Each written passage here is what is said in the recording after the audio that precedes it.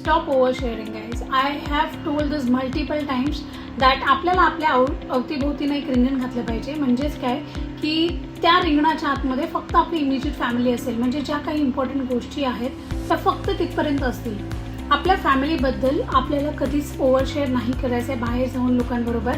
त्यानेच काय होतं की तुमची क्रेडिबिलिटीही दाखवते आणि लोक त्याचा इन्फॉर्मेशनचा मिसयूज करतात कधी कधी. Okay, then look down to you. म्हणून बऱ्याचदा मी पाहिलं की मुलं जेव्हा बोलायला लागतात ते बोलतच जातात आणि कदाचित आपण लोकांवर विश्वास ठेवतो आणि बऱ्याचशा गोष्टी शेअर करतो. तर मी तेच सांगेन, जर तुम्ही आता व्हेरी यंग एजमध्ये आहात तर you still need to see a life. खूप आयुष्य मोठं आहे आणि लोक कशी असतात किंवा कोणत्या प्रकारचे लोक तुम्हाला भेटणार आहेत हे फार सिच्युएशन टू सिच्युएशन असतं. म्हणून प्रत्येकावर लगेच विश्वास ठेवू नका. आपल्या आयुष्याबद्दल जास्त कोणाला काही ओव्हरशेअर करू नका. Keep the boundary. थँक्यू.